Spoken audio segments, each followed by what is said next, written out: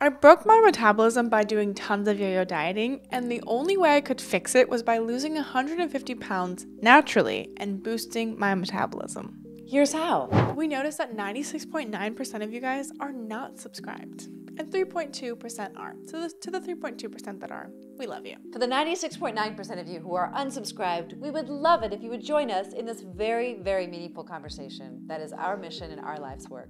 Something that I realized that maybe you forced me to do and I didn't know was that you made me start to walk everywhere and bike everywhere, especially on my weight loss journey. I remember walking up that big hill on the other side of our hill.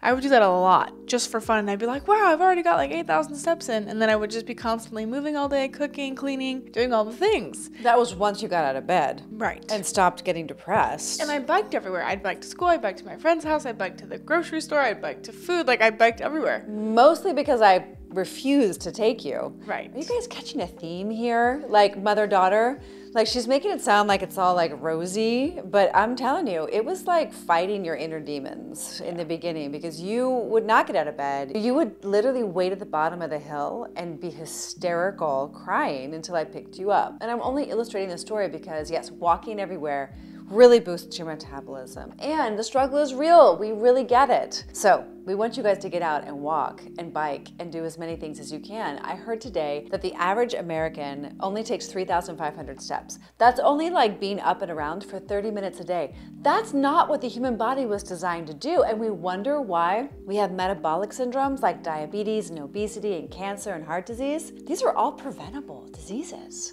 It's incredible. So definitely walk as much as you can. If you're able, use it. Park a little further away from the grocery store. Walk with your friends for coffee instead of sitting down. Consider maybe just taking a walk down your street, even your driveway.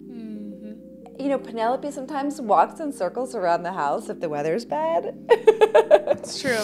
And it really works. I think every step matters. That's why we've had to get the walking treadmill desk now, because that's how sedentary the world is. Being sedentary is like the new smoking. Yeah.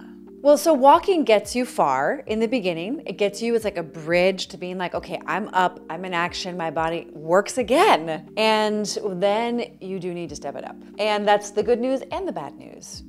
I think that physically fit people live longer. We know that historically, we know that statistically. You will have a healthier metabolism. Your cells will be healthier if you can do more than walking. So I believe that every week we need to think about our whole person, and we need to activate the different muscle groups like your biceps, your triceps, your shoulders, your back, your chest, your abs, your glutes, your thighs, like you have to pay attention to all the parts of your body. And some people think that exercise is really confronting and it's uncomfortable, and I'm here to say it is. And getting comfortable, being uncomfortable, is part of the secret to boosting your metabolism and losing the weight and keeping it off and being happy and healthy and living a long life. So it's really important to get to that burn, to get to that discomfort in every muscle group. Now, some weeks I don't get to every muscle group. I'll be honest. Like right now my shoulders are kind of burning. Yesterday I did like 100 push-ups. No, they were supported push-ups. But I'm just saying that it's a really important metabolism booster. When you have more lean muscle, you can burn calories more efficiently, and you're going to help to regulate your insulin, which keeps your blood sugar low or lower, and it can help regulate your brain, your hormones. It helps to regulate like all the biomechanical processes in your body, and it helps you to age more gracefully. Who wouldn't want that? I know. You know, number 3 is vegetables, something I despise. When I was 320 pounds, vegetables were gross to me because I didn't know how good they could be. I told you, like, if I knew how delicious being healthy could be, then I would have done it a long time ago. And I really didn't understand that vegetables could be delicious because I wasn't willing or open, because I was so addicted to the processed food and the sugar, yes, but also because it's confronting to have to make everything from scratch and to not know what food's available at the store. Like, you know, it's just something I didn't really understand, even though you were this healthy mom and all the things. I mean, I'm just like getting really emotional right now. I know, I can tell. I mean, you guys don't know because you haven't like been with us, right? But when Penelope was getting, into her addiction with food, she wouldn't even sit at the table with me. And I'm like a gourmet chef. Like I was on MasterChef. Like I write cookbooks in my free time. I've written, produced, directed, and starred in Culinary Institute programs for Food is Healing. Like I'm so into it, like obsessed with it. And that's probably why you were like, no way. So like if anyone's making vegetables in extraordinary and amazing ways and teaching thousands of people all over the world how to do it too, it's me. And so like have you reject my culinary prowess and excellence was like so confusing to me, and that we didn't even eat at the same table. Like you were just like, And so like to hear you say this now with such reverence, it's just like, I mean, like I didn't even think that was a possibility. But the point is that vegetables can be delicious, and we will teach you how to make them delicious, because I feel like a lot of people right now in the communities are not really, maybe they are showing, but I feel like they show more like processed foods. Like you can have this much processed food, and it's like, oh, okay, but like what about the vegetables? The ones that give you the metabolism boosting phytonutrients that you need, that keep you full for hours, that give the Ozempic-like effects, you know, that's what matters, and that's what helped me lose the weight and keep my metabolism fired, because I just ate tons of vegetables, guys. Like literally, I ate a lot of food on my weight loss journey. You sure did, and your hunger's gonna come. It's gonna come every few hours. That much you can guarantee, just like the sun is gonna rise and set. And how are you gonna meet that hunger? If you can have a handful of veggies every single meal, you're gonna be resetting your gut microbiome. You're gonna be boosting your metabolism. You're gonna be losing weight and setting yourself up for success. Now, we can get into details about which vegetables and how to make them and all the things. But the bottom line is, if you're not having vegetables every meal, you're behind. If you're not exercising every day, you're behind. And you gotta get yourself organized immediately as a life-saving lifestyle tip to do those two things. Yes, to boost your metabolism. Yes, to lose the weight. But really, it's a much bigger vision. It's about being a productive part of society. It's about being like a good and whole person that can have the energy to give something back instead of just taking and consuming medications, consuming unhealthy food, being a burden on the planet, being a burden on your family, because your future is grim. If you're not exercising and eating healthy foods, your future is in jeopardy. And it's not just me saying that. All the science will back me up. Eat your veggies from the garden. No one's going to dispute that that is good for you. Well, maybe carnivores will. They will.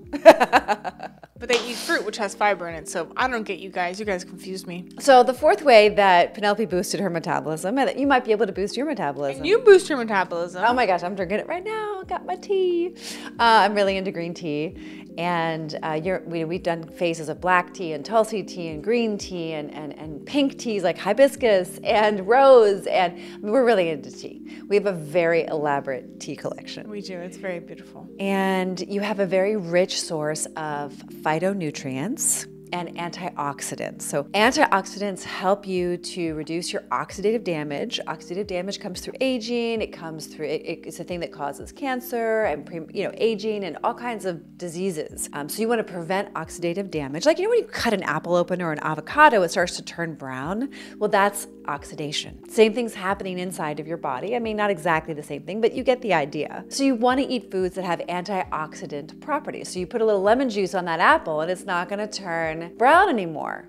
So you want to eat the lemon, right? You want to eat the oranges. You want to eat the antioxidant foods like raw cacao. The fruits and vegetables that have very bright colors, those are going to have the antioxidants. Now, tea just happens to be exponentially higher in those phytochemicals, which are they're plants, of course, tea, and they're grown, and the sun has this cycle, the Krebs cycle, and then the light gets captured in the leaves, and then we brew those leaves with hot water or in the sun, and it becomes this beautiful concoction that you can just sip on all day. Stay hydrated, get into phytonutrient and antioxidant infusion, and just boost your metabolism for a happier and healthier life. I could go on about tea for ages, but if you're interested in learning more about it, we'd love to have a conversation about tea recommendations. We'd even be happy to send you some of our presentations about some of the teas that we drink, including Tulsi and Neem. The list goes on and on and on. And you forgot the really important thing, that tea is a great hunger suppressant. So when you're hungry and you drink tea, not only does it quench your thirst and it's delicious, it replaces that kind of Diet Coke-like habit. I used to have a habit where I'd want to drink like Diet Coke and juice and soda and smoothies, and so switching to tea helped me lose tons of weight. Like I didn't even know that consuming liquid calories was bad. Then as I switched to tea, that was my step up. And if you're watching this and you're like, I really need help losing weight, I'm lost, I've tried everything, I feel you. When I was 320 pounds, I felt the exact same way. And we have a women's coaching group, and we're looking for 12 women who want to change their life and lose the weight once and for all and not gain it back and do it naturally. And we will be there with you every step of the way, and we'll hold your hand, and we will keep you accountable, because that's what we believe you need to succeed. So click the link in the description. Comment down below one way that you might have boosted your metabolism, or one way you've tried that maybe didn't work very well. Don't forget to like, share, comment, and subscribe for more.